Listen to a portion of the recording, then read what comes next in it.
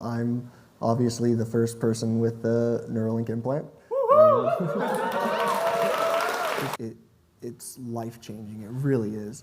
It makes being, it's gonna sound kind of crazy, but it makes being paralyzed really not that bad. Just thinking about someone, say, breaking their neck or dislocating their neck, going into a hospital, and 2 days later, like getting surgery, getting an implant, something, 2 days later, walking out, like that is just, it's such a real possibility now.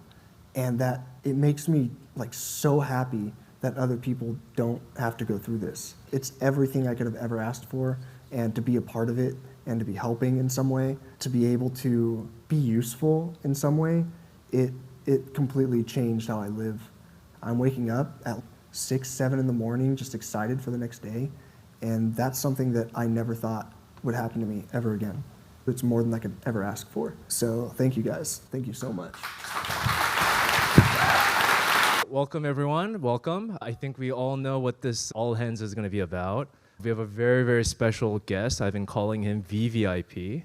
You all know him as P1. You will know more about him today. And also for them to just share the journey that they've gone through and just sheer excitement for sharing all the progress so far with you all. So I guess without further ado, I am going to introduce who you guys all know as Participant 1 or P1 onto the stage. So please welcome with a big round of applause. Hello, humans. I wanted to start this out with a joke, but I didn't think you lesser beings would understand.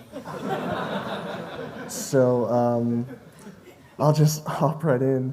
My name's Noland. I'm obviously the first person with the Neuralink implant. Thank you. It's been a wild ride. I think more than anything, I'm just impressed with all the work y'all have done. I mean, I did very little. I let them, cut open my skull and put something in my brain, and that's about it. I was asleep for all of it, so it was super easy. Y'all have been doing work for years, and I'm just so impressed with everyone I've met. And I don't know, it's amazing. It's amazing being able to tour everything and see, behind the scenes. It's fantastic. I can't express enough how awesome all of y'all are and how much this is going to change the world. I mean, I can already see it. It's been a month. I think a month was like 2 days ago. And how much my life has changed and how much it's improved, not just my life, but the implant and the work that y'all are doing. It's been fantastic. And I can only imagine where this is gonna go. And y'all are really doing just the coolest thing in the world. I'm so happy to be a part of it. I feel so blessed to be a part of it. Like I said, I didn't do a whole lot to get selected. I just happened to align with everything that y'all wanted, that the study wanted. And really it was luck, basically. And at any point today, if y'all wanna come talk to me, please come on up. I am basically like all of y'all, just with a bit of hardware in my skull, a bit more compute power, and that's about it. So come on up, say hi. I'll ask you about how you got into this because I'm fascinated to hear all of your origin stories, is what I've been calling it. And yeah, I think that's about it. Good work, everyone. So Noland is a very impressive person, but I want to take just one moment before bragging on his behalf about all the work that he's done over the past month to also acknowledge his mother, his father, and his friend here in the front row. I've spent probably 8 hours a day plus at their home the last sort of month-ish. And I just want to acknowledge that none of this would happen without them. I mean, literally none of it. And it's a team effort the whole way. So just if I could have one round of applause for Noland, but also their family. Yeah, and then I want to just talk briefly. It's sort of an impossible task to try to summarize the quantity of data and the impact that Noland and his family have had over the last month, not just on Neuralink. I want to be clear, not just on Neuralink, but on the entire industry and what it means for the field in general. So I have a pretty impossible job of trying to summarize with a few statistics what that looks like, just to give you a sense of the kind of crazy, absurd amount of data and progress that we've made in the last month. So the first is we've done literally only 12 BCI sessions so far. We've done 5 days a week, 8 hours a day. And for those of you who have worked in this field before, you know that this is not the usual thing to happen. If you have experience with BrainGate or previous clinical trials, it's typically a couple days a week for a couple hours. And by Monday morning, at usually around 11 a.m., we've usually surpassed what the normal is in terms of data collection for a week. The second thing I want to acknowledge is the amount of learning that we've taken away from those sessions. And so if you look at the next bullet point there, we've taken I asked Sammy to compute this, 271 pages of notes over those 12 BCI sessions. And it's to the degree that Google Docs actually doesn't load that document anymore, and we had to start splitting it up day by day. And it's actually not just about, it just wouldn't happen with anyone. I want to emphasize that. Noland has a very unique ability to give us useful comments on what needs to change to make our product better. His parents, his friends have given us similar comments, and these are pages of notes on what we need to change to make it better going forward. This is invaluable data. Okay, now to the raw stats. Lifetime, Noland has selected 89,285 targets in WebGrid. There is no one in the same league. There was one day, February 15th, Noland selected 762 in one day. For reference, the maximum I think I've ever seen any living creature do is probably Pager before that, and it's in the low thousands, not even close. It's like a multiplier off. Absolutely absurd quantity of data. The total number of left clicks Noland has done with this BCI, 111,000 left clicks. Right clicks, similar, 35,000 right clicks. Okay, now for the most important stat of all. For those who know me, I'm a very competitive person. Noland is competitive, but shows it in a slightly different way. And I've been playing chess with Noland for the last month, incrementally as his BCI has improved. And I want to be very clear that Noland will destroy me in any fair competition, okay? It's not a close contest intellectually. Noland nods. However, when the BCI is not working well enough for him to beat me, and the clock time is small enough, I have a chance. And just for the record, Noland has beaten me 7 times in chess, and has only lost 4 times. So he's up 3 games right now. Better believe it. And then the last 2 numbers I want to talk about, or maybe just the last number I want to talk about briefly, is the one on the bottom here. And it's, I think, in some ways the most important metric from the last month. And it's the number of hours of Civilization 6 played between 10 p.m. and 6 a.m. using a BCI. And it's it's 7.6 hours of Civilization 6 played between those hours. And Nolan, I guess, do you want to just briefly comment on what that number means, and in terms of your life, your ability to use your BCI to do that versus what was the previous alternatives? Do you have any comments you want to share on that? I don't know what you mean. Yeah, maybe just as a reflection, when using your previous assistive technology, things like the mouse stick, was that a possibility for you, or did it? Yeah, no, not really. There are a lot of problems that arise with using other assistive technology. Basically what would happen is, say I was using my mouth stick, and if y'all don't know what a mouth stick is, it's basically just a stick that I hold in my mouth. And I can touch, has a little piece of fabric on the end of it basically, and I can use it to touch like my iPad or something. If I were to use it for that long, I run the risk of getting pressure sores. It is basically impossible because I have to sit in one position for that long, and that is just not how my body works. Y'all might not have seen it today, but at some point you maybe will. I have very bad spasms. I'm very spastic. So my legs will kick, my whole body shifts to one side or the other. And so sitting in one position to use a mouth stick in front of an iPad is next to impossible. I actually had a quad stick, which is basically like a sip and puff. I don't know if y'all know what sip and puffs are. This is a sip and puff where I can control my chair with it. It's like a hard blow to go forward, a soft blow to go right, a hard suck to go backwards, and a soft suck to go left. And I have a remote that has about 8 or 10 different commands on it. And I have to be perfectly centered in order to use that. And if I spasm at all or move at all, I have to be completely readjusted. Getting to play Civ all night like that was something I haven't been able to do since my accident. And it was amazing. It was so much fun. I was kicking ass. It's just not possible with anything else that's out there. I've tried it all, eye tracking software, it's okay, but if I get off center at all, it just doesn't work. There's so many different reasons why what y'all are doing is just going to change the world.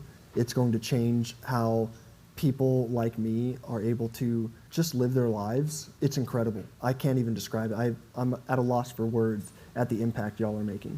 And, it was a lot of fun. It was a lot of fun. I guess above all else, I had so much fun staying up all night doing that. What civilization were you? What Civ? Yeah. I was Korea. And yeah, it was great. It was a lot of fun. Yeah. It was a lot of fun. Yeah, I mean, beating him at chess isn't that fun anymore. It's tough up here, yeah. All right, so I want to just briefly go through a few, at least moments that gave me goosebumps throughout this trial, and just talk about at least what they meant for me personally, but also the industry. And if Nolan, you have any comments along the way, please feel free to jump in. 1, 2, 3, go. Oh, wow. Right there. Yep. So this happened one day after surgery. So this is in the ICU, literally probably, I don't know, 12 hours or something after surgery, not that long after surgery. And yeah, maybe you want to just explain what you're doing in this video? Yeah, y'all put basically different channels up in front of me and I could see certain spikes. And I was just trying to play around with, different movements and imagined movements, attempted movements, just to see if I could see anything. And I was just trying to move my wrist and I noticed a yellow spike and I thought it was super freaking cool. And so I showed them all, and they were all really impressed. They clapped for me, which was very unnecessary, but it was awesome. It was really, really cool. Yeah. It was pretty sweet. Maybe just for people watching, if we play this one more time, the spike is in the upper right corner. Right, It's the third one. It's a yellow, I think it's a yellow one. spike, yeah. I'm not sure I'm going to have the ability to play it again, but here we go.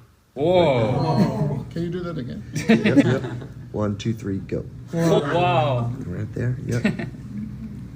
So cool. So cool, yeah. Yeah. Okay, cool. And now the next video I want to show is actually a couple of days later. We're at the VRBO that the family rented in Scottsdale doing some initial data collection from the device. And what you'll see in the video, most importantly, is the dog Gracie, who is just an absolute all-star of a dog. But the bigger picture I want to convey with this video is that it's outside. This is by a pool that this research session is happening, where this initial data collection is occurring. And this is something, basically BCI has exited the lab. That's the point of this video. That's so incredible. I just want to give one round of applause to all the people who made that possible, that you can do that kind of thing outside. All right, the next video I want to show, it's a very special moment to me because it's the first time that Nolan is getting control of the computer cursor on the screen. So what you'll see in this video is Nolan actually exiting the calibration experience and getting control of the cursor for the first time. So here we go.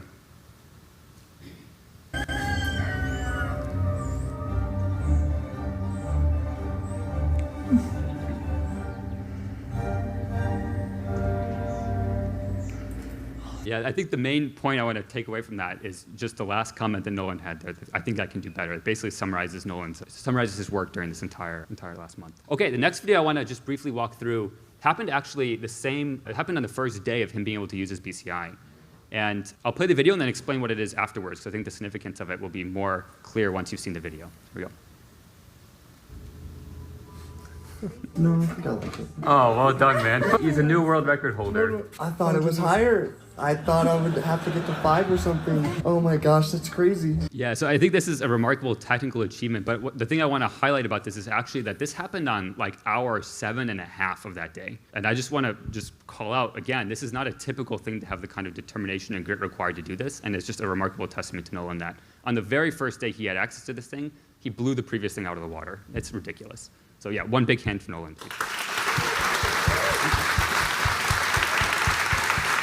All right, now this next video, this was actually, I think, a request of Nolan. During our first initial home visit, the first time I met Nolan, we talked about things he might want to do with his BCI and how one of the games he likes to play, he referred to it as Mario Kart, not Mario Kart, but It's a much different game. much different game. One of the goals was to be able to actually play the game Mario Kart with his friends. And in this video, I think we posted this at one point on Slack or a version of this, and there was a vote of sort of which of these was controlled by a BCI, which of these was Nolan, and which of these was his dad.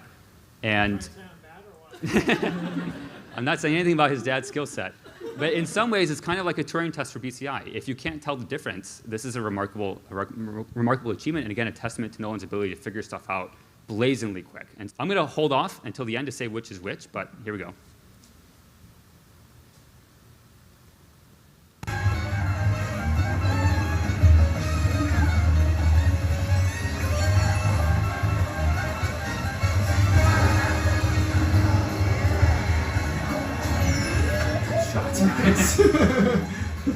Chris Kyle over here.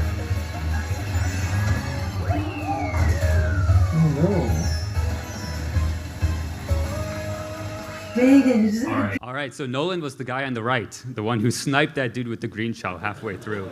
And also the guy who I'll mention has the best taste in which player to play as in Mario Kart. Dry Bowser for the win. I would like to just really quick, for those of you who don't know what Mario Kart is, so if you've never played, it's Mario Kart, except everyone starts with a beer in hand, and you're not allowed to drink and drive. So you have to pull over and drink your beer periodically, and you have to finish it before the end of the race. And that's it. And so I've wanted to play that. It's so much fun. If you've never played, I would say we could have a little tournament in the office, but I'm not sure how y'all feel about your employees getting drunk. But it's so much fun. Just What's wanted to throw what's that the out there. winning strategy here? Chug it all. Chug Yeah, it. just in the beginning. Yeah, shot. Oh, wait, you can't. But you can't drink and drive. You can't. Yeah. So you just stay there, you shotgun it, and then you drive. And hopefully you're not too jacked up to be able to finish the race. But that's it. That's it.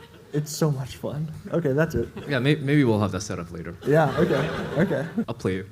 Yeah. The next video here, it's actually a similar one, just a slightly different perspective, and it means something very personal to me, and I'm guessing to a lot of you, which is why I wanted to put in this deck. What you'll see in the next video is, it's a very normal scene. What you see is a dad and his son playing Mario Kart, something I grew up doing all the time with my parents, something I did a lot with my friends growing up, and something that wasn't possible until this happened. And I just think the normalcy of it contrasted with the absolute absurdity of doing it using a BCI is something to just marvel at and just take in and soak in for a second. So here we go.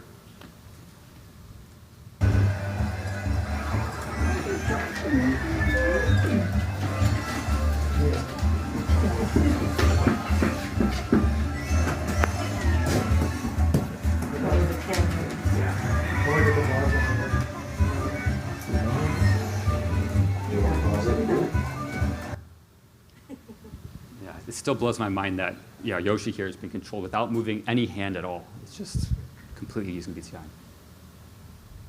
And then, the last slide, I just want to return to the message I said at the beginning here, which is that this really, truly is a team effort. I think I'm one of the few people who's got to experience the full journey in Arizona with Noland and his family, and just got to see their dynamic, how much they care about each other, and how supportive they all are of not just the work we do, but of the impact it's going to have on the thousands of people that come next. Just one more round of applause for the whole gang. All right, and now I think we're about to jump into Q&A, and so I'm going to be the first person to ask a question here, and then I'll hand it off to In Young, wherever he is, to come up here and help with this. So my first question to you, since Bane is pictured in this image here, you can say whatever you want about him. You're on stage with cameras and Awesome. everything. Yeah. But I guess my first question to you is, how did you first hear about Neuralink, and what is that story? Yeah. So I don't know if all of you have heard this story. I didn't know what Neuralink was 6 months ago. My buddy Bane, after my accident, almost 8 years ago, he's a biology major. He ended up working in a neuroscience lab, and he got really into everything that y'all are doing. And about 5 months ago, he called me in the middle of the day, and he was already kind of slurring his words. So I was like, something's afoot. And he told me that Neuralink had been approved by the FDA, and y'all had opened up human clinical trials, and that I should apply for it. I was like, what the hell is Neuralink? Tell me about it, and he did. I guess the best part of the story is that he was wasted when he did it. He was drunk and calling me at like noon. And I was like, why the hell are you drinking at noon? I guess he was trying to prepare himself for a wedding that he was going to. So I need to test to see how much I can drink before I get drunk. Yeah, it was for science, yeah. So he sent me through the whole, online, we went through the whole application process together. He spelled my name wrong on the application, so there's that. Yeah, and I asked for an Iron Man suit, so any of you out there who can make that happen, come see me. But yeah, it was wild. And after that, basically, every step of the way, I just wanted to be the first person to get interviewed. I was emailed back and they said, choose a slot out of these times and we'll FaceTime or something. And I chose the earliest one, and I did that basically every step of the way. I got up to a hospital, which for some reason was only 2 hours away from my house, the site that they had chosen, which was just wild. I'm so lucky. Everything just lined up. The stars aligned for this. It was really crazy how fast everything happened. That day, I think it was, September 19th or something like that. And 5 months later, I was getting brain surgery. So it all happened pretty quickly, and I wouldn't have it any other way. Does that answer your question? Absolutely. Yeah, okay, cool. So we'll open it up to Q&A. Scan the QR code there, or if you have a question, raise your hand and I'll bring the mic over to you. How did your family feel about you applying, about you getting further and further along in the application process? How did you communicate to them, what you intended to do, and how did that happen? Yeah, I've been very open with my parents, my family, about this whole process. I told them basically that if they didn't want me to do it, I wouldn't be here. They I ran everything by them, but they are the most supportive parents in the world. I don't think y'all understand how rare it is for a family to take on the role they have, to sacrifice so much just to make me comfortable. People in my position don't really get that a whole lot. A lot of families stick them in a home somewhere. They just can't really handle it. Maybe not that they don't want to, but they're just not capable of it. My family, there's not enough words to say how much I appreciate everything they've done for me. And so this whole process, I walked through with them everything that was happening and that could happen. I was very blunt about all of the downsides to a surgery. I mean, it is brain surgery. It was something we talked at length about. And they just wanted to support me in whatever I decided. I thought a lot about this. I thought a lot about, all of the upsides and the downsides, and it was not an easy decision. I'll say, I wanted to do it from day one once I started hearing about it and I started learning more and more about it, but I definitely took time to step back and evaluate all of, the downsides that I could be bringing to my family, not just the health downsides, things that could have happened during surgery or afterwards, but everything that comes with this, which any notoriety that comes with it, I don't care that people know who I am, and I don't think my family does either, but we have nothing to hide. But at the same time, it's a lot to ask your family to step into that role. And, it was not easy. It was not easy. We talked a lot about it, but like I said, they are so supportive. I wouldn't be here without them. They deserve all the credit through all of this, and I'm just so blessed to have them. Yeah, I hope that answers the question. I'm gonna read the next question from here. What does it feel like to move the cursor with your mind? It's freaking wild. It's hard to explain, honestly. So much of what I feel is impossible to get others to understand. So like right now, I can feel myself moving my index finger. It's not moving, but I can feel it. I'm doing it, and it's just not able to, there's no way for y'all to understand like what that feels like. I can explain it, I can try, but there's just no way. And seeing that translate onto a screen and being able to move a cursor it's such a wild, wild feeling. It's not being able to explain this to y'all. It's hard, it's very difficult. But then you can see it happening real time on a screen. And so there's a connection there, I feel like. Like I'm showing people like how amazing this technology is by, just thinking. That's crazy. I remember when I first got control and I was moving it with my mind. So there's a difference between attempting to move it versus imagining to move it. Attempting, I feel, is kind of cheating. It's probably not, but when I attempt to move something, it does feel like I'm moving it with, say, my hand or my wrist, even though you can't see it. To me, I can feel things in my arm moving around, maybe that you just can't understand, I guess. But when I first moved it just by thinking, it blew my mind for a day. Like, I just could not wrap my head around it. It was so cool. I can talk at length about this, like what it actually feels like, and y'all come up and ask me as many questions as you want, because this is not an easy thing to answer. It is very, very complicated. What I'm feeling and what I can explain to you, it feels very cool. I'll say that. Yeah, I don't know. I don't know if that probably doesn't answer your question, but it's kind of a very difficult thing to answer. I don't know. Sorry. Nolan, Yeah. sorry, I'll let everybody applaud. No, you don't need to, please. Oh, Thank you to you and your family for being here. We really appreciate it. okay. Yeah, absolutely. I have a two-part question. First part, is there anything that surprised you about the whole process? Yeah, how fast it was. Y'all move at light speed. It was crazy. You don't go from applying for something to brain surgery in 5 months. Like, that just doesn't happen. At least not in my experience.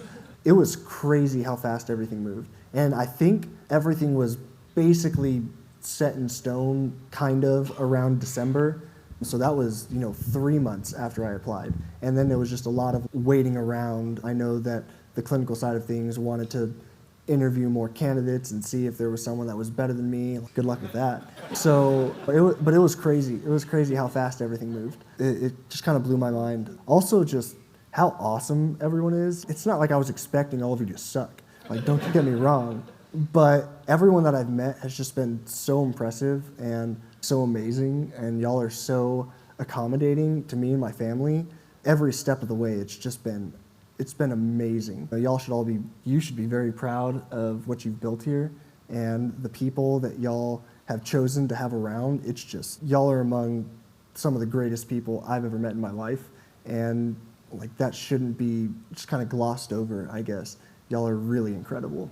So thank you for everything. So that's part one. What's part two? Thank you. And part two is, you're the first patient to have received one of our devices. What advice would you give to the second patient? Man, I don't know. You can think about it. We can maybe talk about it No, later. yeah, it's hard to say. Going into this, all I ever wanted was to help people. Obviously, there's a lot of upside that comes with this. In the consent forms and everything that I signed, basically they flat out say there's no upside to this. And I'm like, that's a lot of BS. Like, there's a lot of upside. But they basically want me to go in understanding that, anything could go wrong at any moment. And, you could be out of this study at the drop of a hat, basically. So don't, put too much stock in what you're going to get out of this. It's really hard not to, because I've seen how amazing all of the technology is. I've glimpsed what the possibilities are, and now it's hard to live any other way. So I would say to the next patient, the next candidate, just to enjoy it as much as possible, because it is so much fun working with y'all. I can't describe how much fun I've had with Bliss and Near and Sammy and Beata and Harrison, y'all coming to my house and just, can I cuss? Am I allowed to do that? Okay. Just like shooting the shit at my house. Like it's just so much fun. Like 8 hours of work feels like nothing. And I know that y'all might look at me and think, are we pushing him too hard? Like 8 hours a day is a lot. It doesn't feel like that. I could keep going and going, and I want to. I really do. I just hope that the next patients appreciate what they're being allowed to be a part of and appreciate the people around them and just have fun, because it is a lot of fun. I'm sure all of you will have the chance to do this someday, and that'll be so much fun. We can play games together. I can beat your ass at chess too. I'm more than willing to do that. If you are gluttons for pain, I just want people to understand like how lucky they are to be a part of this, just as I've realized how lucky I am. I think that's what I would say. So yeah, part two done. All right, I'll read off one more from the Slido. What are some capabilities you'd like to see in future iterations of the device? I know that there are a lot of things that y'all have planned, so all of that. The Optimus robot sounds so cool. And not just how cool it is, because it is freaking awesome, but at the same time, it'll change specifically quadriplegics' lives. Having a full-time nurse is something that is not possible for people like me. I'm so lucky that I have my parents, my brother and other people who work with me around the clock, but most people don't have that. And I can just imagine having an Optimus robot as like just someone that's there all the time that can help you with whatever you need. It's gonna, oh my gosh, it's gonna change so many people's lives. It's gonna be amazing. So I would like to see that. I think that's in the works. It'll be crazy. Also, it would be really cool if Optimus can be like a little chauffeur. Like I'm thinking like, hey, get me one of those Cybertrucks and have him like toss me in and have the Cybertruck have an eject button. It'll be great just to travel around. I basically have to have a group of people around me all the time to get me to go anywhere. Like, I'm from Arizona, if y'all don't know, so like driving up here was a 10-hour drive, and I loved it. I didn't mind, but the people around me, not so much. Like the people driving, sorry, David. Yeah. But imagine having like self-driving car and an ability to get in the car and have someone get you out and stuff. If I could do all of that without needing other people, just everything that improves, independence, quality of life, I can just see the possibilities, and I know that for me already it's been amazing, but I know where this can go. and it's going to keep going, and y'all are going to keep busting your asses. And I know that because I've met so many of you, and I'm just so impressed. And y'all think that like the amount of data that I've collected and the amount of work I've put in is impressive, but I don't think it is a drop in the bucket to what y'all have done. And I know that you're going to keep pushing. Like it's just going to keep growing and growing exponentially, and what is possible is it's just going to keep expanding, and y'all are going to keep changing people's lives, and it's going to be amazing. Yeah, I think that's about it. I don't know how you did this, but I think you did tap into Elon's master plan, which is, when you can imagine a future where you buy a Tesla, it comes with an Optimus robot that has a SpaceX, rocket engine attached to it that you can control the chauffeur with Neuralink implant going through a bunch of tunnels. Yeah, that's the vision, right? I mean, I've thought that if this all works out, it would benefit Elon to put me on Mars. If I could control like an army of Optimus robots, that's way better than anything y'all could do. Like I would be so useful. Elon, if you're seeing this, man, hit me up. Yeah, that's kind of a joke, but not really. Yeah, I guess you can come. I won't need you if I have all those Optimus robots. I'm just joking. I'm just joking, Mom. I love you. Anyone else? Hi, I'm Alex. I'm on the robotics team here. Hey, Alex. I'm Nolan. Nice to meet you. Nice to meet you too. Speaking to your recovery after surgery, in the days after that, were there any parts of that were particularly difficult, or any parts that you expected to be hard that were easier than you thought they would be? Yeah, brain surgery was easy, man. Like I was expecting a much longer recovery time, and they kicked me out of the hospital like a day later. I was like, "Are y'all sure? Like you don't need to keep me for observation or anything?" They're like, "No, you're good. Like put some like Aquaphor, that's what it is. Put some Aquaphor on it, you'll be fine. Don't wear hats for a while." It's like, okay, like that's fine. It really sucked not being able to wear a beanie for 2 weeks. Outside of that, like that was the hardest thing I experienced, honestly. It was so easy. I don't know. I just expected it to be way, I don't want to say more invasive, because it's brain surgery. I don't know how much more invasive could you get, but it just did not seem like that. I went into that surgery, 2 hours later I was out. I was drugged up on, anesthesia for a couple hours, and after that I was ready to go. It kind of sucked not being able to use the BCI to its full capacity early on. I think we had to wait like 10 days for it to charge, for me to be allowed to charge it. So all of our sessions were like, I don't know, an hour or something like that, and that sucked. Like, I was ready to go, like day one out of surgery. It just wasn't that bad. So anyone that's thinking about getting this, do it. It was so easy. Hey, Nolan, Michael from Microfab. We met earlier. You could see my eyes. Hey, what's up, Michael? Yeah, hey. How you doing? What would you say to the critics? Like the people who say what we're doing isn't novel or what we're doing is dangerous? What would you say to them? What do they know? I mean, look at me. Do I look sick, or outside of my handicap, do I look disabled in any way? Did it affect my ability to tell awesome jokes? Fun little story. I know I shouldn't have done this.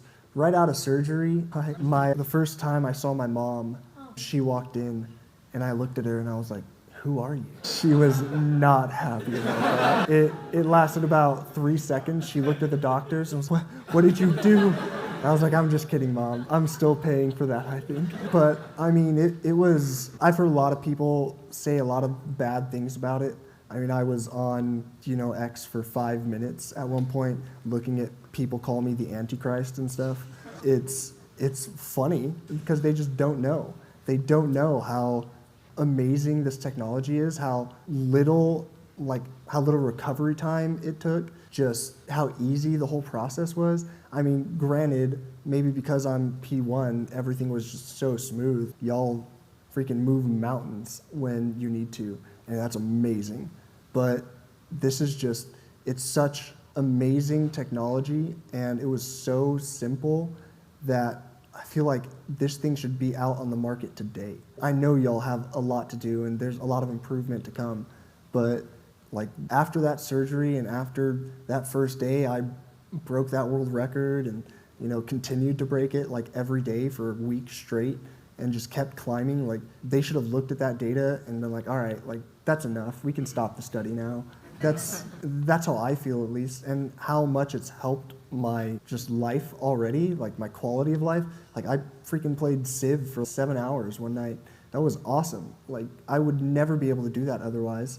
And sure, like, we're still working out the kinks and stuff, but once we get this figured out, like, there's no reason for it not to be out there, I don't think, at all. Maybe y'all know something I don't, but for the most part, I think, like, no one should be afraid of this. I wasn't.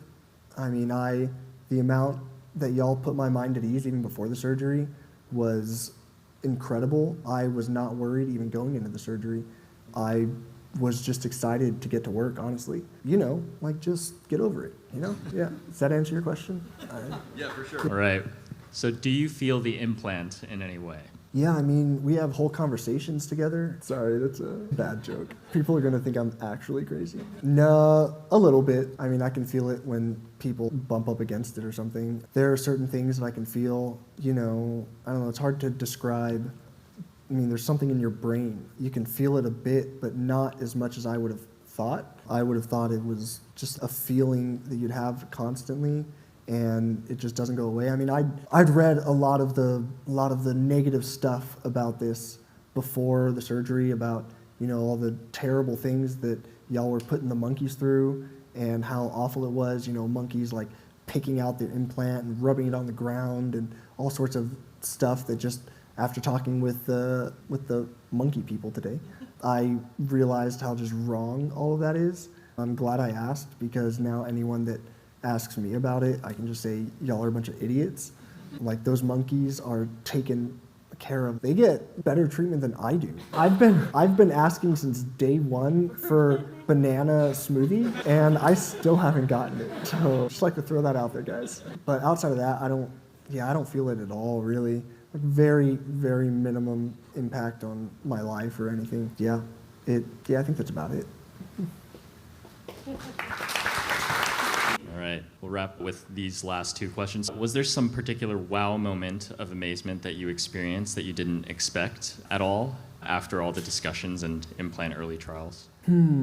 Yeah, there were a few. Going into the surgery, I expected it to be, they told me anywhere from 3 to 6 hours. And I don't know if y'all know, it was like under 2, which was just wild to me, how just smooth everything went. So that was pretty awesome. I mean, when I first actually moved the cursor with my mind, it like I said, it blew my mind for a whole day. I just could not get over it.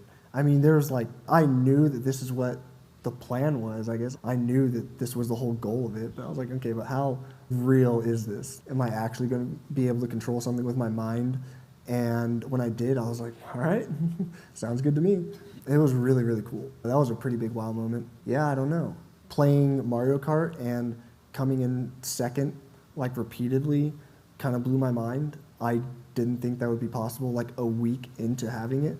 It was like 2 weeks, I think, but a week into using it, that was freaking wild. Even though my dad and my buddy wouldn't let me win, I took second and not first because they're brutal. My family is just way too competitive. But I mean, we went from, I don't know if y'all know, from what's the lowest, like 50 cc, and I was like, my first time using it, I didn't come in last, and I expected to. Came in like 11th, and then every game after that I moved up. It was like 11th and 8th and 6th and then 2nd, like over and over again. Then we moved up to the 100 cc, and I came in 2nd again. It's just, this should not be possible this soon. The fact that I was breaking records on like day 1, that just blew my mind. I didn't think that was possible. Whoever held those records before me is probably pissed. Sorry. So yeah, the whole thing has been kind of like a wow moment, honestly. It's hard to pick one, but it's just been so much fun. Yeah, I think that's it. All right, and the last question, what's a simple, small thing that BCI enabled you to do that you really enjoyed? I mean, I don't know if y'all would call playing Civ simple or small, but when I was able to play that weekend, I think I played it like 2 nights in a row, 7 hours one night, like another few hours, 4 or 5 the next. That was just, it was so cool. I obviously really enjoyed that. I spent freaking like 10 hours doing it one weekend. Something I never thought I would be able to do again. I'd tried playing Civ a few times since my accident, and like my buddies can tell you that it's just a couple hours, maybe tops, that I was able to do it. and it was frustrating the entire time. Being able to play it for so long like that, and being able to play it like while I was in bed, not needing any help from anyone, not needing to be adjusted, not needing to ask, my parents or my brother to get up in the middle of the night and come, help me out. Being able to play it past the time they went to bed was just, it's life-changing. It really is. It makes being, it's gonna sound kind of crazy, but it makes being paralyzed really not that bad. I think I have a really easy life. I just lie around and people do things for me, which is, pretty nice. Anything that makes me more independent, I'm all for. And this is, probably going to make people like me the most independent that they might ever be until it all gets cured. And I think that's a very real possibility. I know where this is going. And it's gonna, like just thinking about someone, say, breaking their neck or dislocating their neck, going into a hospital, and 2 days later, like getting surgery, getting an implant, something, 2 days later, walking out, like that is just, it's such a real possibility now. And that it makes me like so happy that other people don't have to go through this. Like it's everything I could have ever asked for, and to be a part of it and to be helping in some way, to be able to, be useful in some way, it completely changed how I live. I don't know, y'all might not feel this way because y'all stay up super late doing work anyways, but I've heard that people who stay up late at night, it can be a sign that they don't have anything to look forward to the next day. And that's basically how I lived for 8 years. And since I started doing all this, I'm in bed by 9, 10 p.m. I'm waking up at 6, 7 in the morning, just excited for the next day. And that's something that I never thought would happen to me ever again. So y'all have given me like a purpose, and it's outside of everything else that I've been able to do, it's more than I could ever ask for. So thank you guys. Thank you so much.